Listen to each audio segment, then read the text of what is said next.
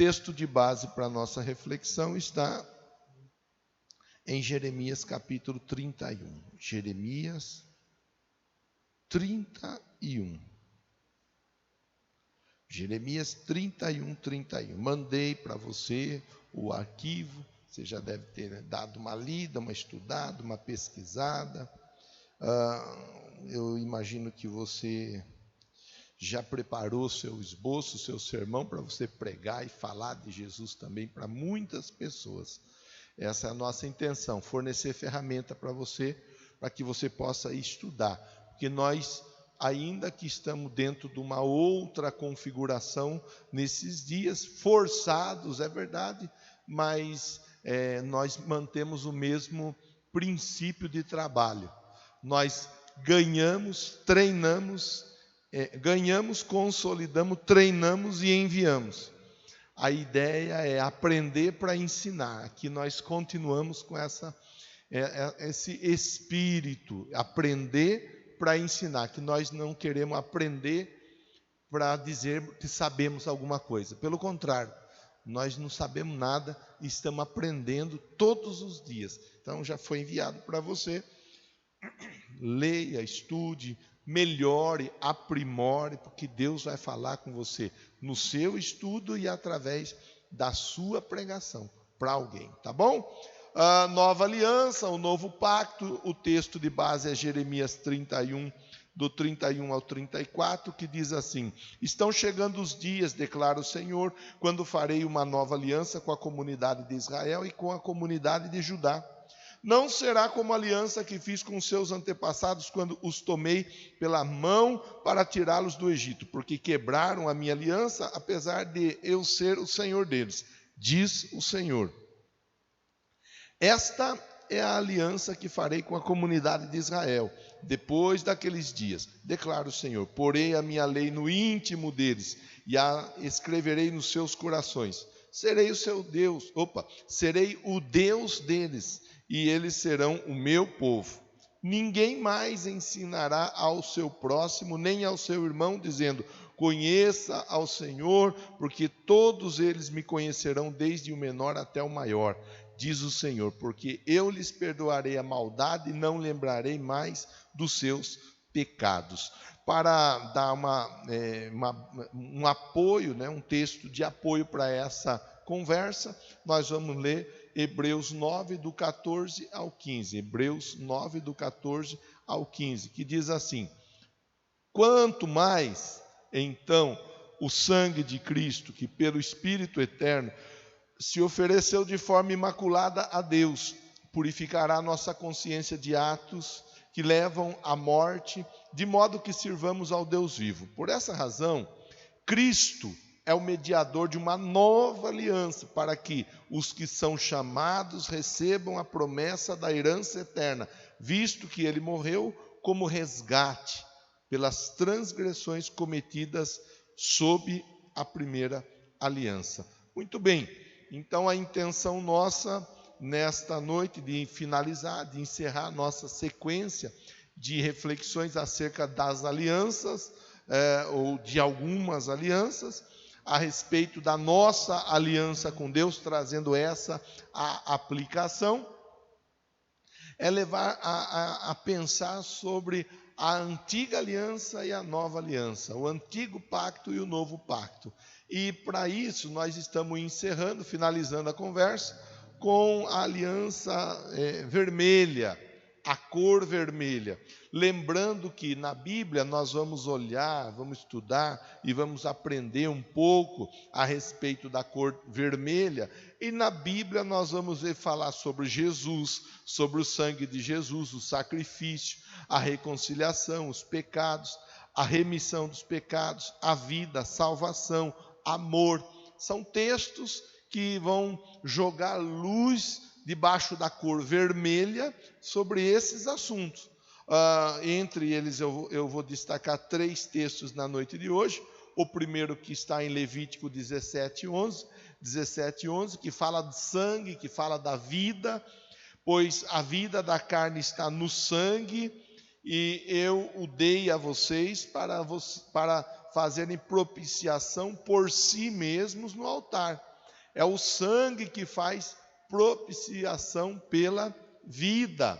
Outro texto que fala de sangue é o sangue de Jesus, em Hebreus 9, do 12 até o 14, que diz assim: não por meio de sangue de bodes e novilhos, mas pelo seu próprio sangue, ele entrou no Santo dos Santos, uma vez por todas, obteve eterna redenção. Ora, se o sangue de bodes e touros e as cinzas de uma novilha espalhadas sobre os que estão cerimonialmente impuros os santificam de forma que se tornam exteriormente puros, quanto mais então o sangue de Cristo, que pelo Espírito eterno se ofereceu de forma imaculada a Deus, purificará a nossa consciência de atos que levam à morte, de modo que sirvamos ao Deus vivo.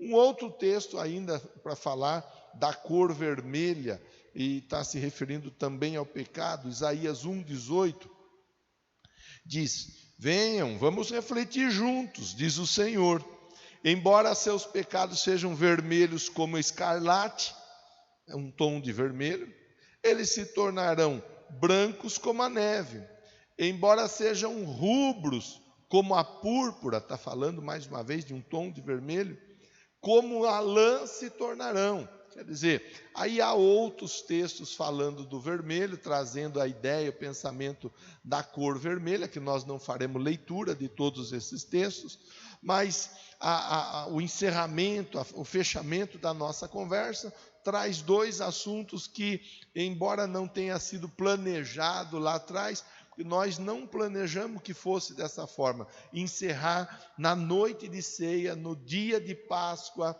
com o assunto nova aliança, com a cor vermelha. Isso não foi planejado. Se eu tivesse planejado, talvez não tivesse dado tão certo, né? Não tivesse dado tão certo.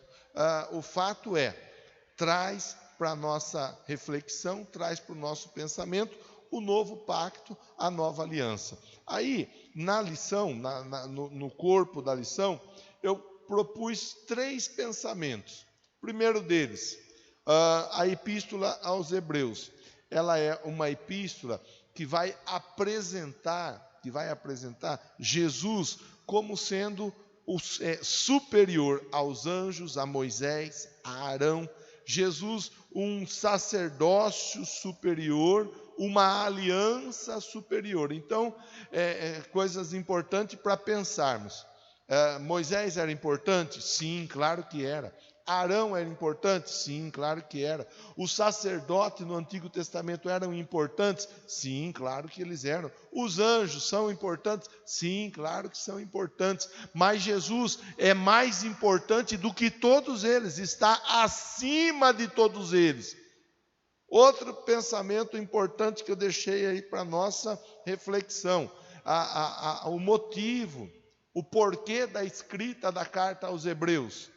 A carta aos Hebreus foi escrita para os judeus que haviam se convertido e estavam vivendo no cristianismo. Aliás, estudamos sobre isso na escola bíblica em algum tempo atrás, não me lembro ao certo quando foi que estudamos, ou na escola bíblica ou na escola dos discípulos, acho que foi na escola dos discípulos. Bom, não lembro, eu sei que nós estudamos e falamos disso daí, o porquê, o motivo da carta aos Hebreus. O povo judeu convertia, agora estava voltado para o cristianismo. E estando no cristianismo, eles estão voltados para a nova aliança. Voltados para a nova aliança, a antiga aliança, ou a prática, ou as práticas da antiga aliança, elas são superadas, elas são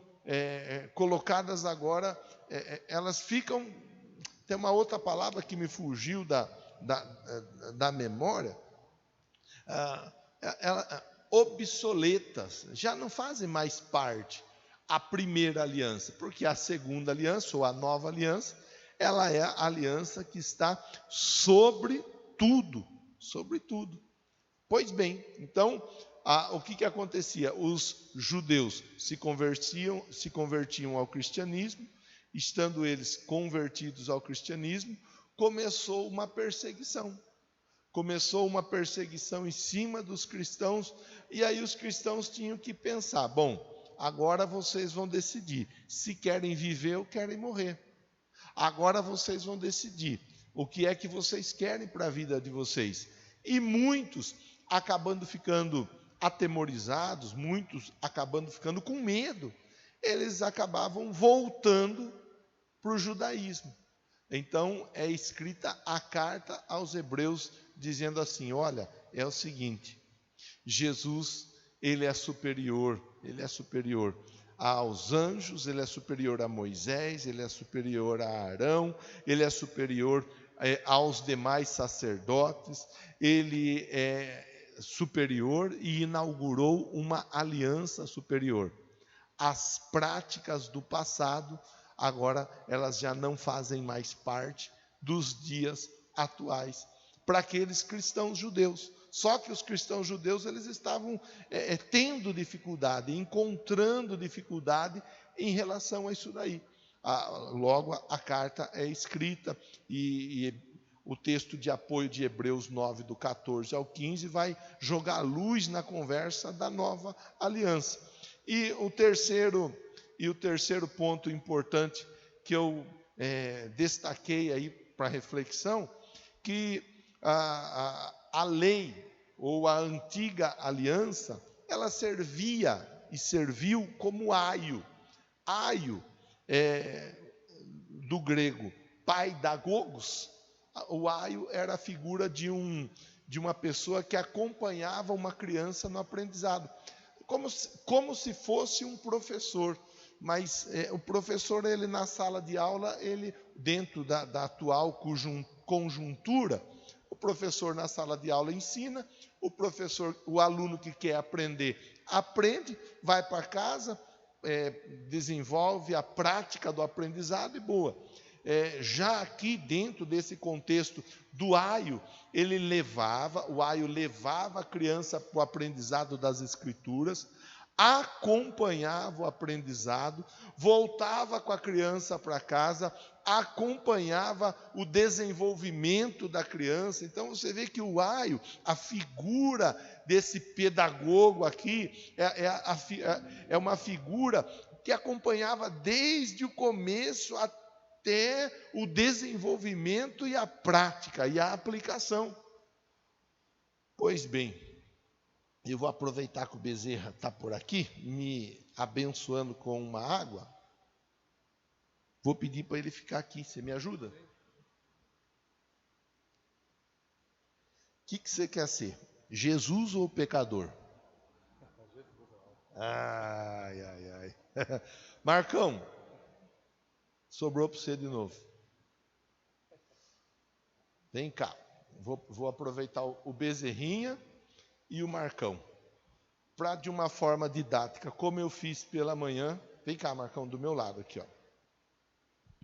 Como eu fiz pela manhã, eu faço agora novamente, e eu penso que vai facilitar a compreensão. Você então quer ser o pecador? Amém. Ô Jesus, mudou rapidinho, né? É Jesus ou é o pecador? Jesus, né? Deixa pro Marcão ser o pecador, né, Marcão? Melhor ser o pecador, não é, Marcão? E agora? Tá bom, vamos deixar ele como pecador. Vamos para o Antigo Testamento, Antiga Aliança. Na Antiga Aliança, o pecador, o homem, como eu, como você, como todos nós, representado aqui no Marcão, o homem pecava. E quando ele pecava, ele ia até o sacerdote para apresentar a oferta dele para a expiação dos pecados. Então ele ia até o homem e apresentava ali o seu animal para morrer. Então, nós estamos no Antigo Testamento. No Antigo Testamento, você vai ser o bode, certo? Você quer ser Jesus, tem que ser bode. No Antigo Testamento, então, ou uma ovelha. quer ser ovelha? Melhor? Melhor. Então, Marcão pecou, aí ele vem e ele procura o sacerdote. Eu vou me colocar aqui como o sacerdote. Procura o sacerdote e apresenta a oferta, essa ovelha aqui, para a expiação do pecado dele. Então, uma vez por ano havia essa prática da expiação dos pecados. Uma vez por ano o sacerdote entrava no Santo dos Santos, apresentava o sacrifício, e se Deus aceitasse, o sacerdote voltava vivo para casa. Se Deus não aceitasse, o sacerdote ficava ali mesmo. E, consequentemente, o pecador morria, porque ele não tinha o perdão dos pecados dele também. Pois bem, Marcão pecou, trouxe a ovelha para ser apresentada em sacrifício pelos seus pecados.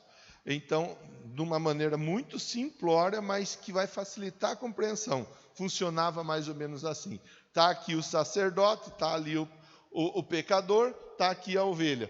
Colocava a mão sobre, com todo respeito, colocava a mão sobre o animal e, através desse gesto, transferia, substituía o pecado que estava antes em cima da vida do Marcos, o pecado vinha para a vida do animal. O animal era sacrificado, com o derramamento do sangue do animal, ou seja, quem era para morrer? O pecador. Mas quem morreu? O animal, a ovelha.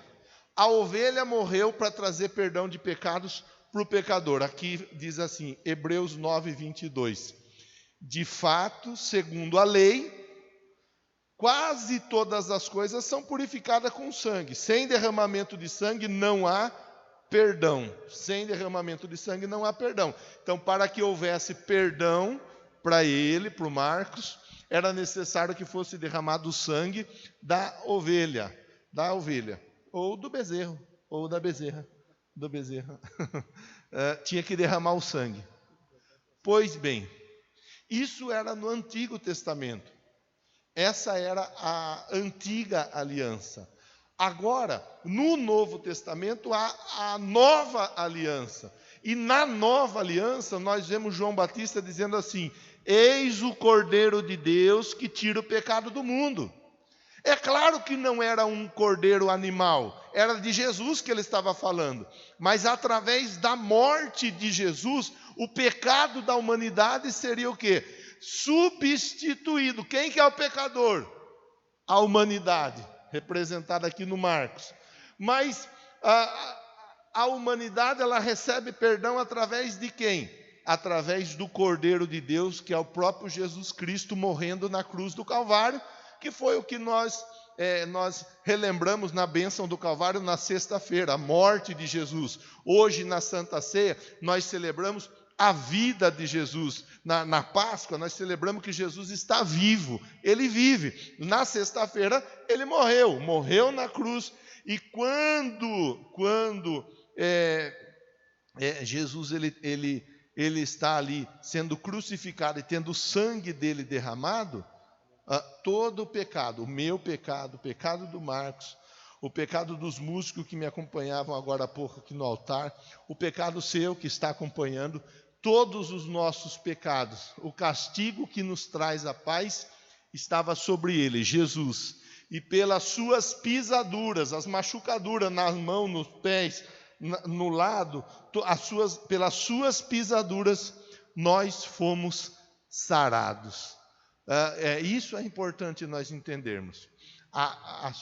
O sacrifício substitutivo, a nova aliança vai falar disso. Mudou. Antes precisava dos animais. Uma vez por ano era apresentado o animal em sacrifício. Hoje já não mais apresentamos animais. Se estivéssemos na antiga aliança, hoje era dia de derramar sangue de animal. Não estamos na antiga, estamos na nova. Na nova aliança, nós celebramos o sangue de Jesus, que já foi derramado. E uma vez por mês, ou nesse mês estaremos participando 2 vezes, porque participamos na bênção do Calvário sexta-feira, participaremos daqui a pouco também da Santa Ceia, 2 vezes, mas não é a quantidade de vezes, mas é a atitude, é o gesto, é o entendimento, é a fé que os nossos pecados foram remidos por causa do derramamento de sangue de Jesus.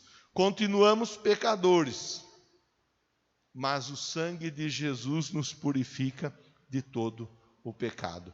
Essa é a nova aliança. Bezerrinha, obrigado, viu? Deus te abençoe. Marcão, obrigado. Deus te abençoe. Põe palminha aí pro Bezerrinha e pro Marcão. Tá legal? Então, quando se fala de aio, está falando disso. A antiga aliança, ela funcionava como um aio. Ela mostrava para os homens a importância e a necessidade da remissão dos pecados. A antiga aliança, ela funcionava como um aio. Ela ia acompanhando. A pessoa, ela precisava de ser perdoada através do derramamento do sangue, da fé, da confiança. Hoje, a nova aliança, ela nos ensina e ela nos mostra. Em Jesus, pela graça, nós somos salvos. Você vê que a cruz está vazia. A cruz está vazia. A cruz está vazia exatamente porque Jesus foi tirado da cruz, foi colocado numa sepultura, e ali, naquela sepultura, ao 3º dia, ele ressuscitou. E todo aquele que nele crê, com ele também ressuscitará. Para finalizarmos a nossa conversa e irmos para a Santa Ceia, é importante nós entendermos que o sacrifício de Jesus, ele foi por mim e por você, ele foi por todos nós. Todos nós temos sobre a nossa vida o sangue do Senhor que nos purifica de todo pecado. Você que de repente está conosco aí nos acompanhando e ainda não entregou a sua vida para Jesus, não tem Jesus como seu Salvador, como seu Senhor, é importante que você entenda a necessidade de ter Jesus como Salvador, de ter Jesus como Senhor. É importante que você entenda, acreditar no seu coração e com a sua boca confessar. Participar de Santa Ceia, ser batizado, permanecer no corpo. Essa prática, ela vai nos levar a dizer publicamente: eu permaneço em Cristo, eu permaneço na nova aliança. Tá? Que Deus abençoe cada um de vocês. Por esse motivo, para nós, a Páscoa, e entenda bem o que eu vou dizer, a Páscoa, ela não é ovo de Páscoa e chocolate, ainda que é bom ovo de Páscoa e chocolate. O Anderson com a Cláudia nos presentearam, né, eu e a minha casa, com um ovo que já foi quase tudo, viu? Quase, mas está uma delícia o ovo. Né? Ganhei ovo de Páscoa da Cláudia, ganhei da irmã Roseli, ganhei da Mirella, ganhei uma cufa, é assim que fala? É uma colomba pascal da Andréia com o Fernando. Ganhamos ali, agora é duro de falar um, você esquece de falar algum outro, que ninguém fique chateado. Ganhamos várias, minha geladeira está cheia de chocolate. Se quiser chegar, é só chegar, mas não hoje. A partir da manhã chega lá que nós dividimos. Ganhamos, mas a Páscoa não é isso. Nós louvamos a Deus porque através do chocolate, dos presentes, através dessa interação pascal, nós desenvolvemos comunhão, desenvolvemos amizade e assim por diante. A Páscoa é ter Jesus vivo em nosso coração, porque Jesus morreu, mas ele ressuscitou. E todo aquele que nisso crê e recebe essa mensagem, com ele vive. Que você aí na sua casa, com a sua família, esteja recebendo essa mensagem. A mensagem que é a mensagem da salvação, a mensagem que Jesus, Ele está vivo aí com você. Ainda agora há pouco, na oração das 6h20, das 6h30, o Luiz estava conosco lá e ele falou no final: Jesus está aqui conosco e Jesus está aí com você, porque Ele está vivo. Nós não celebramos um Jesus morto, nós celebramos um Jesus vivo, um Jesus que venceu. O texto, a parte da música que a Gleiciane agora há pouco havia dito: porque Ele vive, eu posso crer, você pode crer, nós podemos crer no amanhã. Que Deus te abençoe, te honre, te responda na sua fidelidade, no seu compromisso. Que Deus te guarde, Deus te ajude em tudo aquilo que você necessitar. E nunca se esqueça, o Deus que nós servimos é Deus de aliança.